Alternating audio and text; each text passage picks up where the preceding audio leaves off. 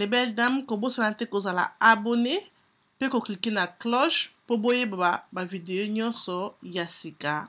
Merci. Voilà les belles dames, ngayonaye tellement que vous sentez mon maquillage, pourquoi pas ça la maquillage à l'élo, on a bino ensemble.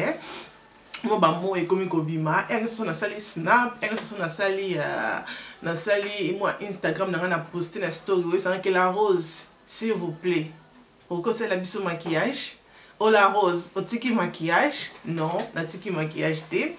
Donc voilà, là on a apporté ça na bino maquillage moi à couleur, il y a moi qui touche mais simple mais chic, ok?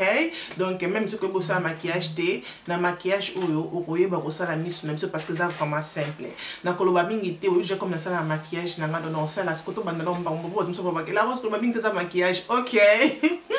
Dans le moment où tu as maquillage, comme vous avez que le déjà moisturiser, le déjà bien, donc c'est vraiment propre. Parce que ça, la maquillage n'est long, il n'y a pas propre. Le bac qu'on sait jamais, ok? Donc voilà les belles dames. Et donc, le est là, ils allaient baisse, c'est vraiment important. Surtout dans le moment où vous avez baisse, c'est ce que vous avez. Donc il faut ça la baisse dans l'ongina. Il faut que la baisse dans l'ongina avant que au pakula faut des teintes avant que pakula le connaisse dans l'ongina, avant que au banda maquillage, je peux dire ça. Avant que au banda maquillage, il faut d'abord que tu baisse dans l'ongina. Donc au baisse dans la les alliés à L'Oréal, au besoin bandana comme ça la baisse oh les belles dames dans ces pays n'a vraiment makasi parce que ça a vraiment smooth et tire que l'ongina lisse et ça la caposo dans qui toko même si on a tiré fort des teintes comme colo besoin na vraiment ils ont mis ça vraiment elongi toko pe ils ont mis ça avant que huile et bimanga na elongi dans ces pays n'a donc ils allaient il y a L'Oréal comme dans lobby il y a monde na ko ça la na elongi na ngai lelo voilà donc na ocha mingité tout comme ça.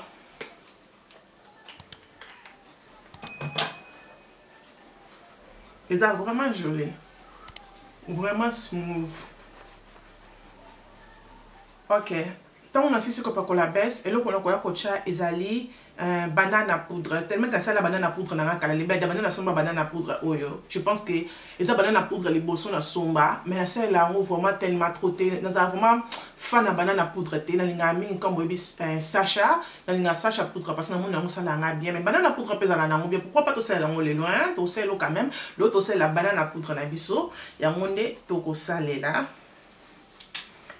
Donc pourquoi on tient banane à poudre avant que n'a pas que la poudre n'a dit que j'ai la dans la vidéo ba batala ngai déjà la que ça bino dans la vidéo raison pourquoi na ça là quand même on a la maquillage na maté oza abona sika na tia ka poudre ya banane liboso parce que na za na poudre na za elongi nanga ezala ka trop huile non luka eloko vous excusez elongi nanga ezala ka trop huile ya on a utiliser banane à poudre avant que na tia poudre ko utiliser chassa poudre nyonso o pa ko la likola quand cela na yo o ko avant que pas pour la poudre parce que le nanga za que le moko ya huile so banana poudre bien poudre nyonso ko tia eza pona ko aider que elongina yo huile et bimano quitté ok et ko bimiso vraiment faut d'être non mat vraiment donc ce que ça mutu ya poso ya huile comme yanga na ko poser nazo poser banana huile la rose ok nazo poser faut d'être nanga faut d'être ok la rose calm down nazo poser poudre d'anga ya Sacha problème ni laisse la vidéo nazo pas pour la poudre banana oui excusez les mesdames tellement que la vidéo il y a maquillage kala tellement que muto zana minga la pondo oh my god ok tout banda siko sérieux nazo tia poudre d'anga ya banane comme vous on a là. Dans la parole on est le mobimbaté ok donc la parole on comme bozomona la parole on bisika oyo na yeke huile et bimakanga na elongi comme bomo na parole on seulement comme ça la parole on est le mobimbaté que non la parole on mobimba et mikolo obat botu nanga mingi la rose faut des thèmes nazo salela faut des thèmes mikolo o nazo salela mingi na ba photo na quand nazo tuna ba message ezali faut des thèmes ya Revlon ezali na numéro 400 ya Carmel. Donc, ils ont numéro 4, il y a Carmel, ils ont fait des Revlon, donc ils ont fait des homing parce que ils ont moins cher. Puis ils ont vraiment pour bien pour ceux qui posent ça pour ce moment comme il y a pour sur huile et que bomba yo huile pour longtemps, ok? Donc, il faut des ils ont vraiment mat, ils allaient bien. Donc, il y a des dans salé là, donc il faut des dans petit calipé belleté, c'est là on ok. yango nde tokopakola lelo. Voilà.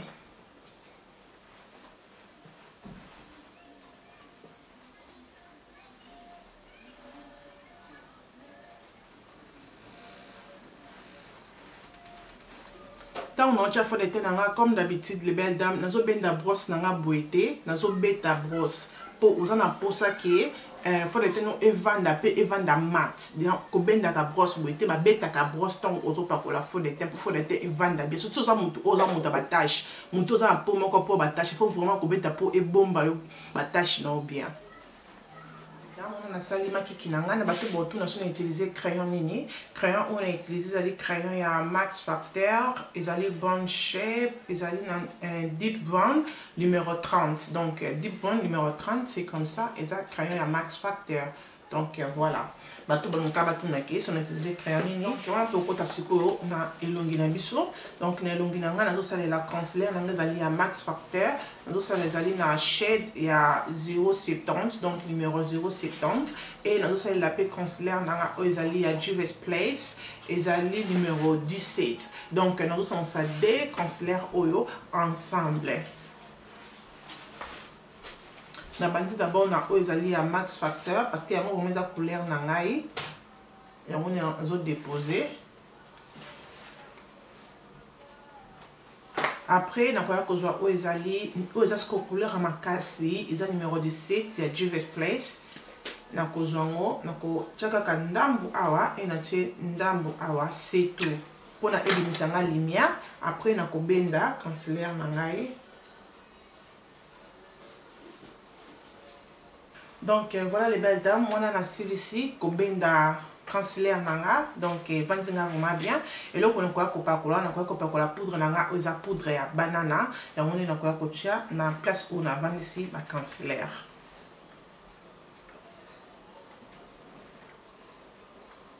et là on a quoi copacola on a quoi ça la sco contour na so c'est la cover girl queen na lingango pe mingi ya monde na ko salela.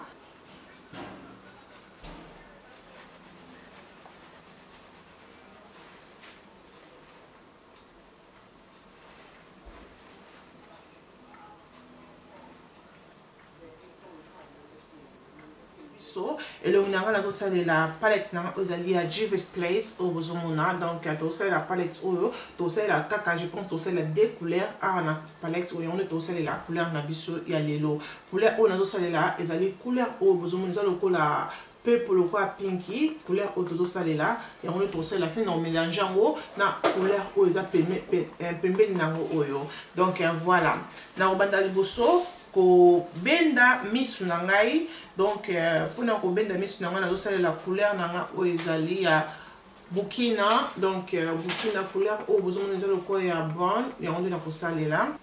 Donc déjà na fakola ki tant na pour la concealer na fakola concealer c'est les colo ava concealer on est ko vanda nga lokola baisse na misu yango moni ke na fakola sous concealer te.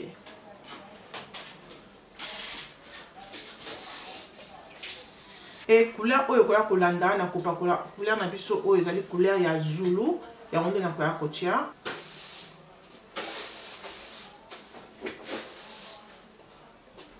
Après kotia couleur na biso ya Zulu na koya kotia couleur oyo na lobisa couleur ya Zobo et bon ba komona ba moza couleur na biso ya Zobo couleur na biso bozomona ya onde na koya kopakola. Et na couleur en mingi na ko déposer couleur na ngeza couleur à mat na zo déposer ngo awa na se. Couleur na biso na Zobo ne bozomo na brosse nanga ezobeta kaka a ezokoma a liboso te donc nakoma na se pe nazobeta comme ça nazomata moke moke. Après wana le benda bon niveau vraiment des couleurs na biso ekomi na kozwa brosse nanga ya blender na tielo ko bon côté na ko benda ngo a likolo po et se mélanger bien kaka likolo na okete nazoke na sete kaka likolo nanga. Et dans encore couleur nangana ya Zobo nazo déposer mon lisusu pour ça na pour ça vraiment que emonana encore brosse nanga o na tielo côté nazo bendango. Voilà, I like it like this. Bon mon aboité, toi toujours toujours chantier. Mais caméra est bombi. OK les belles dames. Après tu vois que la couleur aux alliés calabar, il y a calabar couleur na biso oyo, il y a kongenga, il y a on est quoi kozwa. Donc kotia siko awa, nous savons que c'est vraiment facile comme les qui nous ça maquillage oyo. C'est vraiment maquillage, même ce que vous savez maquillage telle belle dame, maquillage au rosala. C'est vraiment facile. Donc couleur nangana on a jamais balé na so tche awa parce que vous voyez que couleur na so comme ça quand na suka a te comme besoin mona donc na so tche a na suka poye aza couleur ya kongenga pour abenda moi couleur peut toujours mélanger bien bien. Après on a encore brosse nanga ya blender na commande encore ko benda ba ku kaka likolo le bel de no qui tana CT nous na benda likolo pour couleur nanga et se mélanger très bien pour la couleur na biso ezali na couleur ya Giza donc il y a couleur ou il y a champagne il y a on est au kozwa et na ko déposer en ala likolo ozo pose na blender pour na ko benda na chelo côté c'est ma pour na benda ba couleur on a tiré na likolo et se mélanger bien et là on a quoi ko salade parce que misu na vraiment na silisi na nga vraiment na ebela ko salade na misu te na ko encore poudre na nga ozali ya poudre ya banane na ko bakisa likolo bisika on a tiki poudre na nga déjà pour na kaka et tant na ko benda ngo et bien ça vraiment lumière on a vraiment pour ça que maquillage na nga est pop. Donc voilà, on a bakisi encore likolo na comme bomoni. Après on a les belles dames na ko pa la crème na nga na se ya misu.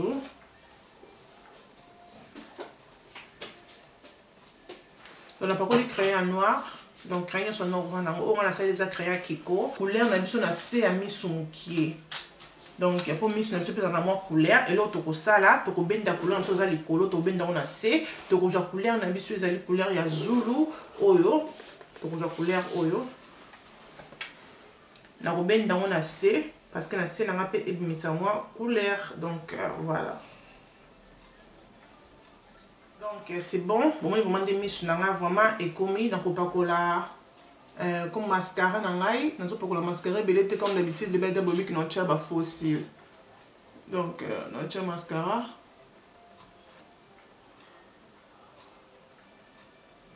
Toujours que tu as mascara na se à misu parce que comme on le bat toujours et fongola biso misu pour le que mascara na ochaka likolo et na se ochate faut tu rapper na se. Donc voilà les belles d'amis vraiment c'est comme ça, c'est joli. To ko tu siko o ezali na ko tu fard à jour pour na fard à jour na biso les belles de batindela kinga Kicks mon corps o ezali Beauty Kicks ya Miss BKN donc Miss BKI na koloba donc comme on les a quand même moi donc Casio bon mon abisso donc ça va faire un jour na biso batindela kinga Beauty Kit oyo et pas ya Miss BKN donc comme on a azali congolaise mutu azote kabloko oyo ya maquillage nabi pourquoi pas que to fumula ngana bino to meka ngana bino lelo ensemble parce que on a meka ki amoté to meka ngana bino lelo ensemble to ba ceux qui vraiment ezali bien ou ceux qui vraiment eza bien té let's go, here we go, c'est comme ça sauf yango c'est comme ça ozali na fard à jour ozali na lipstick dans rouge à lèvres et aux allez na lip gloss aux en bloc au misato boye donc na bi prix tout cas sauter comme combien mais on retient pas détail né à Facebook zapeka combo moko Instagram na zapeka combo moko aux allez BKN donc zapeka combo moko ya Miss BKN donc comme aux Miss BKN donc voilà ton meka pourquoi pas ton meka on a mboka abi mi le connaît pourquoi pas ton meka ngana bino bobi ke biso a chaîne action ba congolais lingala toujours pourquoi pas ton meka ngana bino ensemble par jour c'est comme ça sauf on lit en vraiment pink quoi ils ont vraiment pink et ils ont vraiment mat ils ont pink ils ont mat mais ils ont vraiment couleur à ma casté ils ont vraiment ma casté non bon même est-ce que au monde même c'est quelque part ici ils ont vraiment ma casté asa boisson on a ma cassi mais boé asa na peau soit faible asa vraiment ma casté et nous les belles dames to me comme on a bino na maquillage na biso auto sali tout à ce qui est au sala comment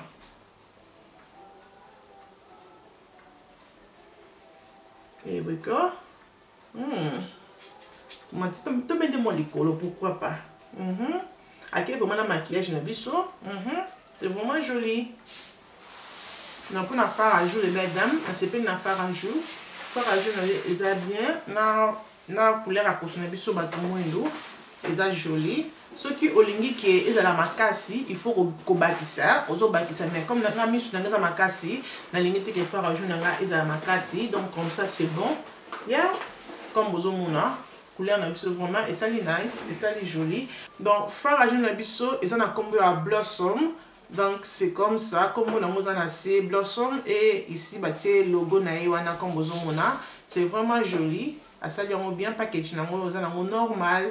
Donc voilà, on a comme d'habitude, les marque deposit, alors il y a marque deposit, enfin ça fait déjà 5 ans que nous avons tellement que nous avons comme maquillage ébélé et où mais là je pense que ça fait déjà 5 ans que nous sommes bango et ils ont toujours ébélé.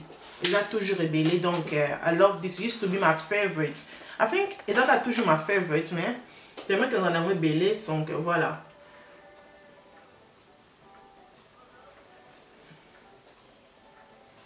Tona tie engengiseli nanga bomoni vraiment ndelo na biso ekomi elongi ya feti ngasi kuna tika aboite il faut na bendango na brosse donc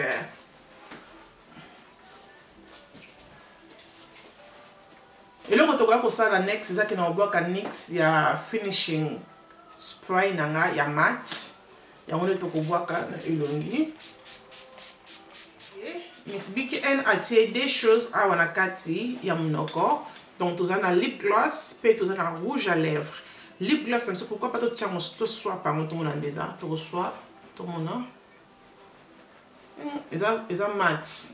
Lip gloss oyo, ils ont mat. Comme vous avez mais ça couleur à kitoko pour nabiso pour son abiso batu window et rouge à lip gloss ils ont un combo ya pink pop et rouge à lèvres ils ont un combo à sweet boy. On a un combo, anyway, rouge à lèvres, c'est comme ça. Tu reçois et pas on peut avant que tout le monde en encore. Donc c'est comme ça. Alors tu en as lip gloss et alors tu en as rouge à lèvres. Rouge à lèvres, on est vraiment, ils ont maté. Rouge à lèvres, ils ont glace. Mais non, mais pourquoi pas tu mets qu'on a mon encore? Tu mets rouge à lèvres, on a mon encore. Pourquoi pas? On mets qu'on a mon encore.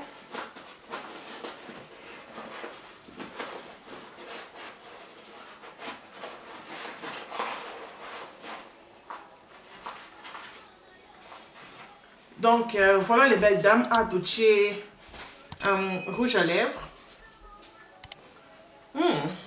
It's not bad. Même si pas collé on comme dans la pacoli. Et ça il est joli. Babe, what do you think? Yes, nice. C'est nice. Rouge à lèvres, I like the rouge à lèvres. Un petit loroté comme au monuana, mais I like it. Nous on keep car rouge à lèvres, hein.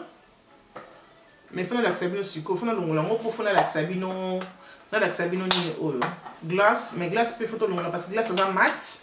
Donc voilà, maintenant il peut mettre la caméra pour mon bien.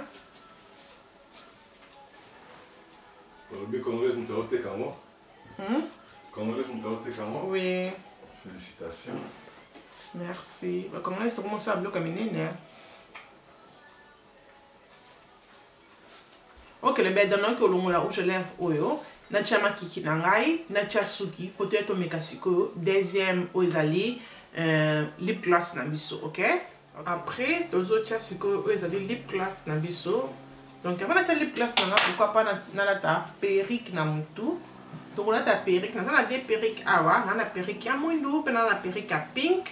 Donc comme bébé qui mikolo on doit c'est la perruque à me cousser comme ça déjà perruque bon mon déjà ma vidéo j'ai mon nom dans vidéo c'est pas là qui n'a pas merci beaucoup na bien dans les commentaires na bien kitoko et toi na perruque au nom bon monité et ça perruque qui a pink donc ba balinga ka couleur donc Olga azawana ozali Mergan Fraise na kotia pe Instagram Facebook ni na sewana Mergan Fraise ça ba perruque vraiment na prix quoi kitoko na éviter ceux qui a pink ba tiango combien mais ceux qui olingi oye ba prix au ko tourner na Instagram pe na Facebook azana pour na biso donc ba obalinga ba perruque à couleur donc perruque oyo kozala vraiment pour na bino bobi kenga mingi na perruque noire perruque vraiment noire mais pourquoi pas tout le make-up couleur on sait jamais ok tout make-up on a bino ensemble hein?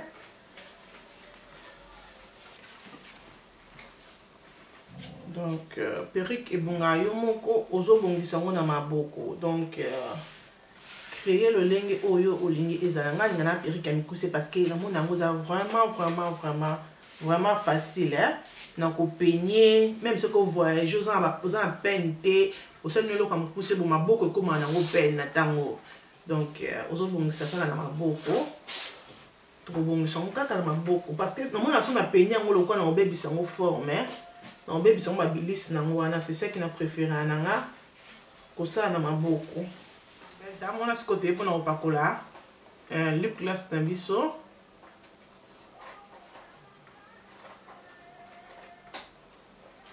ils ont vraiment mon silo hein ils ont vraiment smooth tant aux opakola ngo.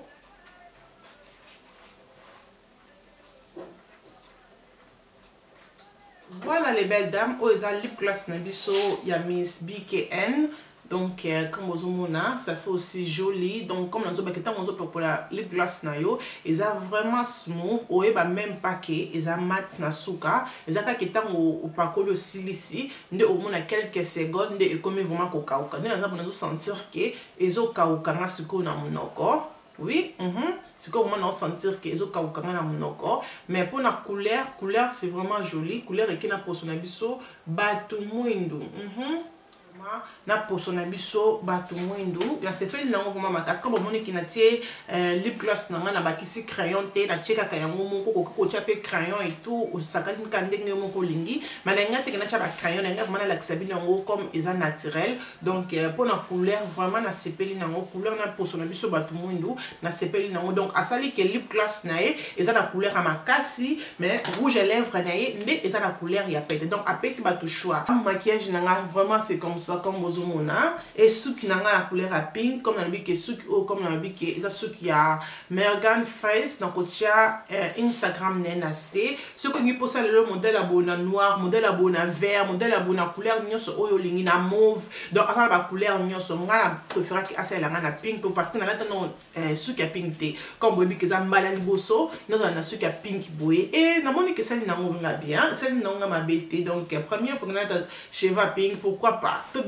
qu'on ne sait jamais et le plan parce que Miku c'est Simba kanga nabi que parce que Miku c'est Simba nga donc on que ça va et siminga donc na suki dans la tête suki ya mwana mboka et na ba maquillage dans mtusu na ba kisipe maquillage ya mwana mboka botala kandi ba congolais tozoki donc na rapide ya internet mikolo oyo donc il y a rapide internet mikolo o kosakana te botala ka ke mwana mboka mtasala linga suki et mwana mboka mtapesi rouge à lèvres apesi fard à joues et tout donc c'est vraiment joli yo pesi ko sala kata ndako za ne loko moko ya bien loko moko ya kitoko oyo salaka olingi ke ba les belles dames ba yeba pourquoi pas au contacter na Instagram nanga o ezali La Roche besika nazo poster mikolo o so na Instagram te ozo rater les belles dames parce que kuna nazo poster chaque jour nazo poster modèle et belé belé landa na Instagram La Roche wana eloko no moko ni La Roche pe ala te ni La Roche a présenté pourquoi pas doit ba comment tout se supporter biso na biso ko zala bien luka na Instagram La Roche na zawana puna